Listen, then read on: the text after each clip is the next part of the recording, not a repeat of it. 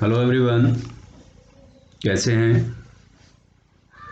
उम्मीद है सब सुरक्षित होंगे, स्वस्थ होंगे और लॉकडाउन का अनुपालन आप लोग सभी कर रहे होंगे। लास्ट वीडियो में हमने पढ़ा था बच्चों population distribution density and growth के बारे में। इसमें हमने अब तक पढ़ा है, डिस्ट्रीब्यूशन के बारे में हमने पढ़ लिया था और डेंसिटी के बारे में पढ़ लिया था, और उसके साथ साथ जो पॉपुलेशन ग्रोथ है उसके बारे में भी हमने पढ़ा था। इसी चैप्टर में, चैप्टर नंबर 2 में population distribution density and growth में आज हम पढ़ने जा रहे हैं जनसंख्या वितरण को प्रभावित करने वाले कारक, factors influencing the distribution of population.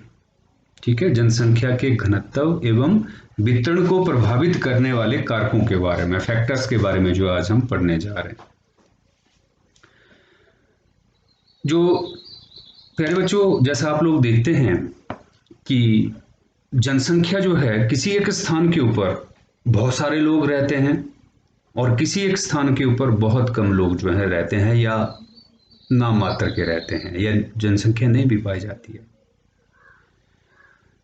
तो उन कारणों के बारे में हम पढ़ेंगे कि किसी एक स्थान के ऊपर बहुत सारे लोग रह रहे हैं, बहुत सारी पॉपुलेशन है वहां पे, और कुछ एक क्षेत्र ऐसे हैं जहां पे या तो जनसंख्या बहुत कम है या नहीं है। तो कौन कौन से ऐसे कारण हैं कि एक स्थान के ऊपर बहुत सारे लोग हैं और एक स्थान के ऊपर जनसंख्या है ही नहीं। ठीक है, तो उन्हीं फैक्टर्स के बारे में आज हम पढ़ेंगे। ठीक है, ये जो फैक्टर्स हैं इनको हम 3 भागों में विभाजित हम करते हैं। ठीक है, पहला आ जाता है जियोग्राफिकल फैक्टर्स, भौतिक कारण। ठीक है, दूसरा आ जाता है इकोनॉमिक फैक्टर यानी कि आर्थिक कारण। ठीक है, और तीसरा जो कारण है वो है सोशल एंड कल्चरल फैक्टर्स, सामाजिक और सांस्कृतिक कारक। ठीक, 3 ऐसे कारण हमने बना दिए कि जिन कारणों से जनसंख्या एक स्थान के ऊपर बहुत सारी है, दूसरे स्थान पर नाम मात्र की है, विरल जनसंख्या है। ठीक है, तो ऐसा क्या कारण है। सबसे पहले हम बात करते हैं भौतिक कारणों के बारे में। ठीक है, जियोग्राफिकल फैक्टर्स के बारे में हम डिस्कस करते हैं। जियोग्राफिकल भौतिक कारक ऐसे कारक, ठीक है, भौतिक कारक ऐसे कारक जो एक स्थान के ऊपर पाए जाने वाला जो आवरण है, जो एटमॉस्फेयर है, जो हमारे चारों तरफ का जो परिवेश है, उस परिवेश में पाए जाने वाले जो तत्व हैं, जो कारक हैं, उन कारकों को हम बोलते हैं भौतिक कारक। ठीक है, सबसे पहले इसमें आता है वाटर या अवेलेबिलिटी ऑफ वाटर। ठीक है, जल, क्योंकि जैसे कहा जाता है कि जल ही जीवन है और जल के बिना जीवन जो है संभव नहीं है। ठीक है, तो जल ही जीवन है, यानी कि हमें जिंदा रहने के लिए जल सबसे अधिक महत्वपूर्ण है। ठीक है, यानी कि सीधी सी बात हो जाती है कि जिस स्थान के ऊपर जल होगा उसी स्थान के ऊपर लोग निवास करेंगे। ठीक है, और जल भी 2 प्रकार का, दूषित होता है या खारा जल होता है। ठीक है, या फिर मीठा जो है जल, मीठे जल का मतलब हुआ कि जो हम सामान्य रूप से शुद्ध जल जो पीते हैं, ठीक है, वो जल हुआ। तो हम अपने जीवन के लिए किस प्रकार के जल का हम इस्तेमाल करते हैं। हम करते हैं जो शुद्ध जल है, प्योर वाटर जो होता है, यानी कि मीठा जल जिसको हम कहते हैं उसको। तो जिस स्थान के ऊपर जल की अवेलेबिलिटी होगी, जल उपलब्ध होगा, उस स्थान के ऊपर ज्यादा लोग जो है निवास करेंगे। ठीक है, और जिस स्थल के ऊपर या तो जल नहीं है या फिर है भी तो या तो दूषित है या फिर खारा जल है, सॉल्टी वाटर है, तो उस स्थान के ऊपर कम जनसंख्या निवास करेगी। अब जल का इस्तेमाल आप लोग जानते हैं, +2 क्लास में आप पहुंच गए हैं कि जल का इस्तेमाल हम कहाँ कहाँ करते हैं। ठीक है, घरेलू इसका उपयोग है, फिर कृषि में हम इसका इस्तेमाल करते हैं, उसके साथ साथ हम औद्योगिक इसका इस्तेमाल हम करते हैं।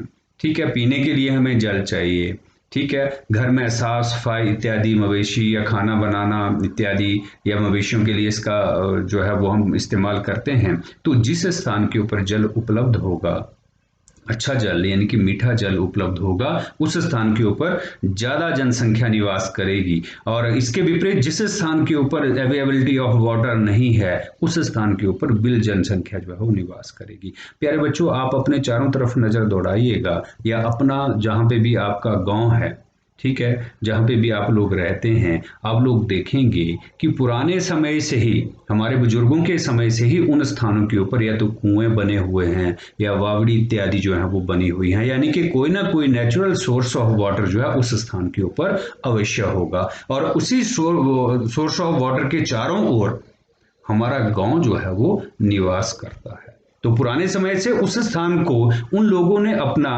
परिवेश जो है या अपना आवास स्थल जो है वो क्यों चुना, उसका कारण है वहां पे अवेलेबिलिटी ऑफ वाटर। और उसी जल का इस्तेमाल हम घरेलू उपयोग में हम लाते हैं, और उसी जल का यानी कि दूसरा कोई सोर्स होगा तो उसके द्वारा हम सिंचाई के लिए भी उसका इस्तेमाल हम करते हैं। ठीक है, तो उसी कारण उस गांव का जो है वो स्थापना हुई।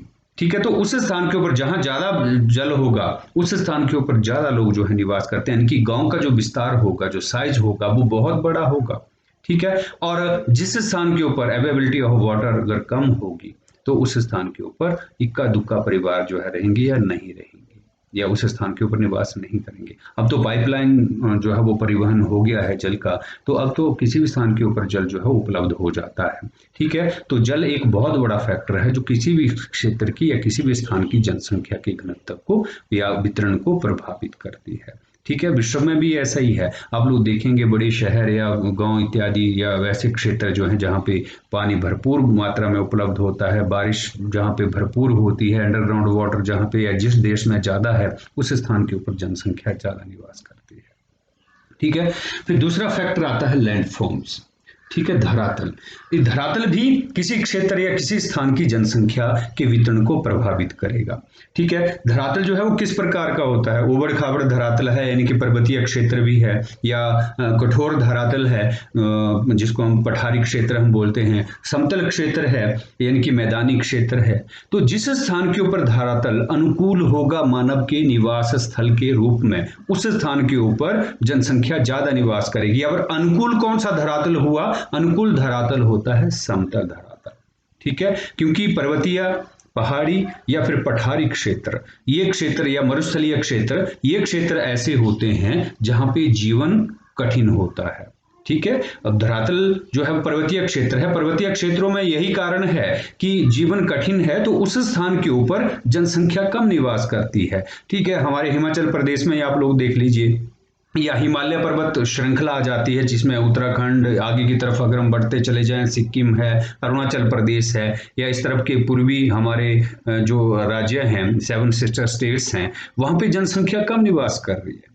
जबकि जो मैदानी क्षेत्र की बात अगर हम करें, तो मैदानी क्षेत्र में जनसंख्या जो है बहुत ज्यादा निवास करती है। मैदानी क्षेत्रों के अंतर्गत आ जाता है पंजाब, हरियाणा, उत्तर प्रदेश, बिहार, मध्य प्रदेश। ठीक है, ये एग्जाम्पल है। तो इन क्षेत्रों में जनसंख्या बहुत सारी है।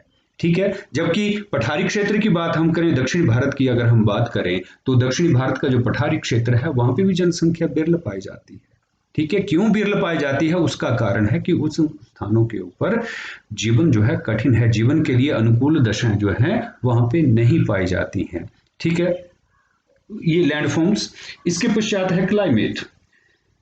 ठीक है, क्लाइमेट भी सॉरी क्लाइमेट जो है, जलवायु, किसी क्षेत्र की जो जलवायु है, या तो अगर बहुत ज्यादा उष्ण है तो उस स्थान के ऊपर भी जनसंख्या बहुत कम पाई जाएगी, और अगर बहुत ठंडी है तब भी जनसंख्या बहुत कम पाई जाएगी।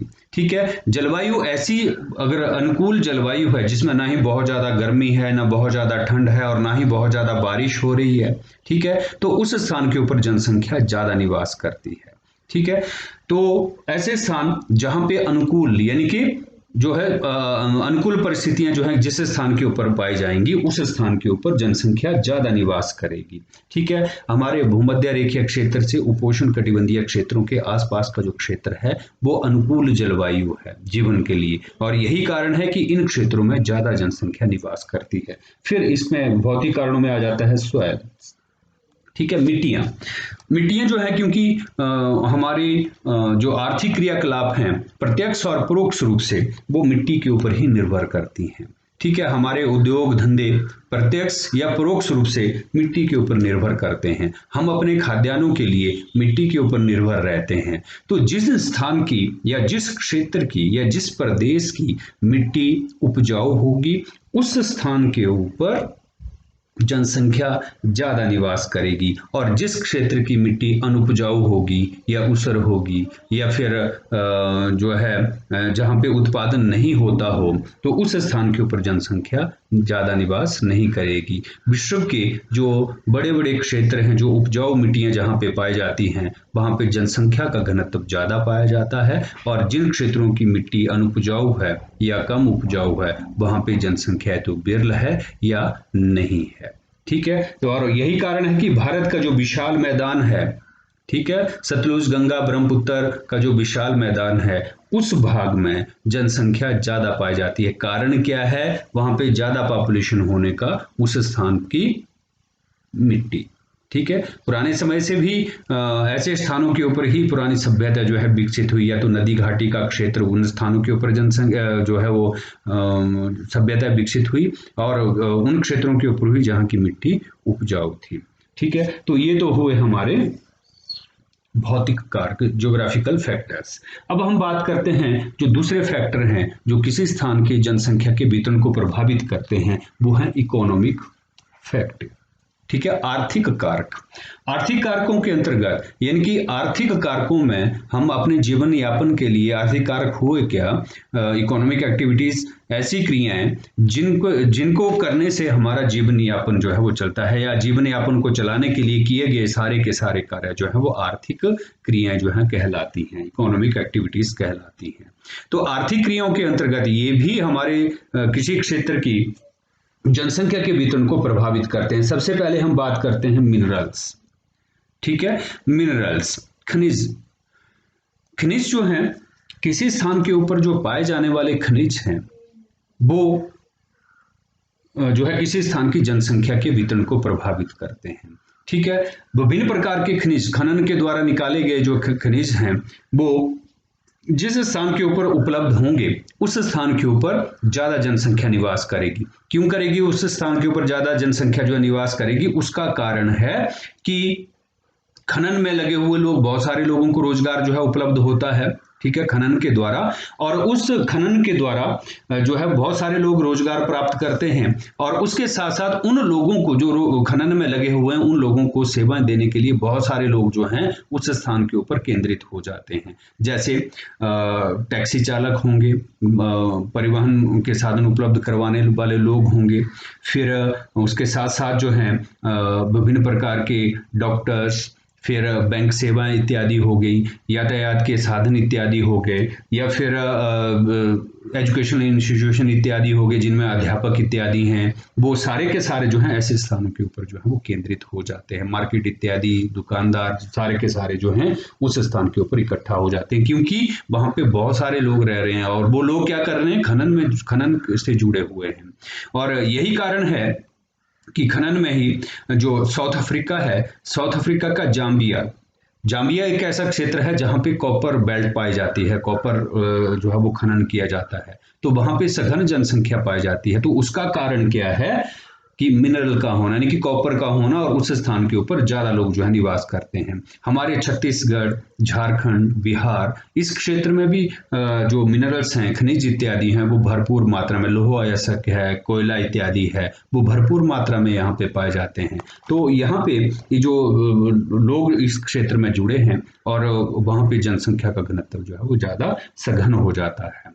ठीक है, इसके विपरीत जिन क्षेत्रों के ऊपर जनसंख्या जो है वो जहाँ पे खनिज इत्यादि नहीं पाए जाएंगे उन स्थानों के ऊपर खनिज इत्यादि उपलब्ध नहीं होंगे। दूसरा आ जाता है अर्बनाइजेशन। नगरीकरण। नगरीकरण से अभिप्राय है कि किसी क्षेत्र में रहने वाले जो लोग हैं, नगरीकरण का मतलब हुआ नगर का होना, ठीक है।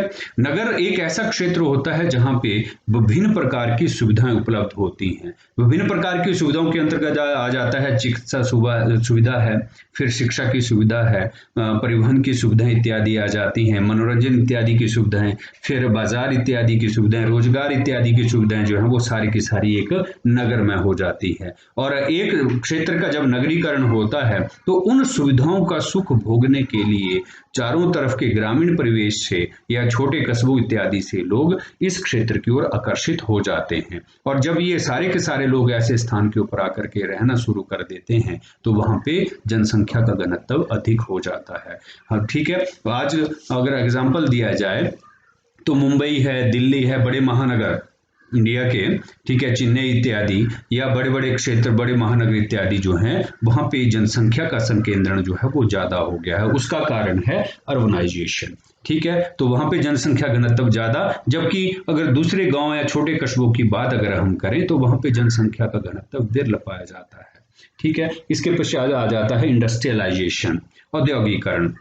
औद्योगिकरण जो है वो बहुत सारी जनसंख्या को अपनी ओर जो है, उद्योग जो है वो अपनी ओर आकर्षित करते हैं बहुत सारे लोगों को, ठीक है। उसमें उद्योगों में अब उस क्षेत्र की ओर आकर्षित क्यों होते हैं, क्योंकि रोजगार के अवसर जो है यहाँ पे भरपूर मात्रा में उपलब्ध होते हैं। तो उद्योग जो है वो बहुत सारी जनसंख्या को क्या करते हैं, अपनी ओर आकर्षित करते हैं। तो जहाँ पे औद्योगिकरण होता है, ठीक है, औद्योगिकरण का मतलब हुआ कि बहुत सारे उद्योग धंधे जो है जिस स्थान के ऊपर स्थापित हो जाते हैं तो उस स्थान की ओर बहुत सारे लोग जो हैं वो प्रवास करते हैं, और उस स्थान के ऊपर औद्योगिकरण के कारण जो है उस स्थान पर जनसंख्या का घनत्व अधिक हो जाता है, ठीक है। भारत में ही जैसे गुड़गांव है, नोएडा है, फरीदाबाद है, गाजियाबाद इत्यादि है, इन क्षेत्रों में का औद्योगिकरण होने के कारण जो है क्या हुआ, जनसंख्या का घनत्व अधिक हो गया। हिमाचल का ही एक एग्जाम्पल मैं आपको दूं, बद्दी नालागढ़ का नाम आप लोगों ने सुना होगा, और आप अपने चारों ओर आप लोग देखेंगे कि आपके गांव से, आपके परिवार से या अड़ोस पड़ोस से ही बहुत सारे लोग जो हैं वो बद्दी में रोजगार में लगे होंगे, कि बहुत सारी इंडस्ट्रीज में किसी न किसी उद्योग में वो अपना काम जो है वो कर रहे होंगे। तो रोजगार की तलाश में ही ऐसे क्षेत्रों की ओर जो है वो आकर्षित होते हैं, और उन स्थानों के ऊपर जाकर के वो वहां पे उसको अपना आवास स्थल जो है वो बना लेते हैं। और जब बहुत सारे लोग उस स्थान के ऊपर इकट्ठा हो जाते हैं तो उन लोगों को रोजगार, विभिन्न प्रकार की सुविधाएं देने के लिए बहुत सारे लोग जो हैं वहां पे इकट्ठा हो जाते हैं, यानी कि कुल मिलाकर के उस स्थान का जो जनसंख्या का घनत्व है वो सघन हो जाता है। डेंस पॉपुलेशन जो है उस स्थान के ऊपर रहना शुरू कर देती है, राइट। इसके पश्चात हम बात करते हैं last but not least, social and cultural factors, ठीक है। सोशल, सामाजिक और सांस्कृतिक कारक। सामाजिक और सांस्कृतिक कारकों के अंतर्गत बहुत सारे लोग जो हैं वो अलग अलग धर्मों को मानने वाले लोग होते हैं, ठीक है। तो अलग अलग धर्मों के लोग जो हैं अब अलग अलग धर्म की अपनी अपनी एक आस्था, किसी एक स्थान से लेकर के अपनी एक आस्था जो है लोगों की जुड़ जाती है, ठीक है। तो उस स्थान के ऊपर जो जो क्षेत्र किसी व्यक्ति की धार्मिक आस्था के साथ जुड़ जाता है वो उस क्षेत्र की ओर जाना ज्यादा पसंद करता है, या बार बार जाना पसंद करता है, या उसी स्थान के ऊपर जाकर के रहना पसंद करता है। तो उस स्थान के ऊपर जनसंख्या का घनत्व ज्यादा हो जाता है। जैसे भारत का ही एग्जाम्पल मैं कोट करता हूँ, यहाँ पे हरिद्वार है, मथुरा है, वाराणसी है, ठीक है, ये धार्मिक आस्था के साथ जुड़े हुए क्षेत्र हैं। या फिर विश्व के ऊपर मक्का, मदीना इत्यादि ये जो क्षेत्र हैं, ऐसे धार्मिक क्षेत्र हैं, तो उन क्षेत्रों के ऊपर लोग जाना जो है वो पसंद करते हैं। तो उस स्थान का जनसंख्या का घनत्व जो है वो ज्यादा हो जाता है। उसके साथ साथ सोशल जो फैक्टर है, सामाजिक सुरक्षा, क्योंकि आदमी, कोई भी व्यक्ति है वो अपना एक सामाजिक सुरक्षा जो है वो चाहता है, सुख चैन वाली जिंदगी जो है वो जीना व्यतीत करता है। जिस स्थान के ऊपर व्यक्ति अपने आप को असुरक्षित महसूस करता है कि उसका जीवन जो है वहां पे खतरे में है, तो उस स्थान के ऊपर वो कभी भी निवास नहीं करता है, ठीक है। इसी प्रकार से एक एग्जांपल मैं आपको दूं, जो सीरिया है, या सीरिया के साथ साथ जो है दूसरे अन्य जो ईरान, इराक इत्यादि जो देश हैं, इन देशों में आपस में गृह युद्ध की परिस्थिति जो है वो हमेशा बनी रहती है, ठीक है। तो लोग जो हैं इन देशों में रहना जो है वो पसंद नहीं करते हैं, और यहाँ के जो लोग थे वो भी आसपास के क्षेत्रों में, आसपास के देशों में जो है वो पलायन कर रहे हैं। ठीक है, तो अगर सामाजिक सुरक्षा नहीं होगी तो उस स्थान के ऊपर कोई भी व्यक्ति रहना पसंद नहीं करता है। भारत की अगर बात करें कि 92 के आसपास, 1992 के आसपास जब पंजाब में मिलिटेंसी का दौर था, तो उस समय पंजाब को छोड़ करके बहुत सारे लोग हिमाचल प्रदेश की ओर, हरियाणा की ओर, उत्तर प्रदेश या देश के अन्य भागों की तरफ जो है वो पलायन कर गए थे, क्योंकि वहां पे परिस्थितियां ऐसी थी कि लोग, कोई भी व्यक्ति अपने आप को सुरक्षित महसूस नहीं कर रहा था। हर व्यक्ति ये सोचता था कि सुबह वो घर से निकला, शाम को लौट करके आएगा कि नहीं आएगा। इसी तरह से मिलिटेंसी का दौर जम्मू कश्मीर की अगर बात की जाए तो जम्मू कश्मीर में भी यही हालत है। बहुत सारे कश्मीरी लोग जो हैं अपने उस वतन को छोड़, सॉरी, अपने उस क्षेत्र को छोड़ करके देश के अन्य भागों में या विश्व के अन्य भागों में जाकर के जो है वो बस गए हैं, तो वो उस स्थान के ऊपर अपने आप को सुरक्षित महसूस नहीं कर रहे थे। तो सामाजिक सुरक्षा भी एक बहुत बड़ा कारण है जो जनसंख्या के वितरण को प्रभावित करता है। जहां पे सामाजिक ढांचा अगर शांति प्रिय होगा, ठीक है, तो उस स्थान के ऊपर लोग जो है वो ज्यादा निवास करेंगे, और ऐसा क्षेत्र, जिस क्षेत्र के ऊपर अशांति बनी रहेगी, तो उस स्थान के ऊपर बहुत कम जनसंख्या जो है वो निवास करती है। ठीक है, तो इस तरह से ये हुए फैक्टर्स जो जनसंख्या के वितरण को और घनत्व को प्रभावित करते हैं। प्यारे बच्चों, इस चैप्टर में नेक्स्ट टॉपिक के ऊपर हम नेक्स्ट टाइम बात करेंगे, वीडियो बना करके मैं आपको सेंड करूंगा। पर बहुत दुख की बात है कि आपकी तरफ से रिस्पॉन्स जो है उतना अच्छा नहीं आ पा रहा है। या तो मुझे ऐसा लगता है कि आपको बात समझ में नहीं आ रही है। मैंने पहले ही कहा था कि व्हाट्सएप के ऊपर जो है आप ये शेयर कर सकते हैं, अपने व्यूज आप मेरे साथ शेयर कर सकते हैं। तो जो जो मैं टॉपिक आपको बता रहा हूँ उसके नोट्स बना करके आप व्हाट्सएप के ऊपर आप शेयर जरूर करें। ठीक है, stay home, stay safe. Okay, bye, thank you for watching.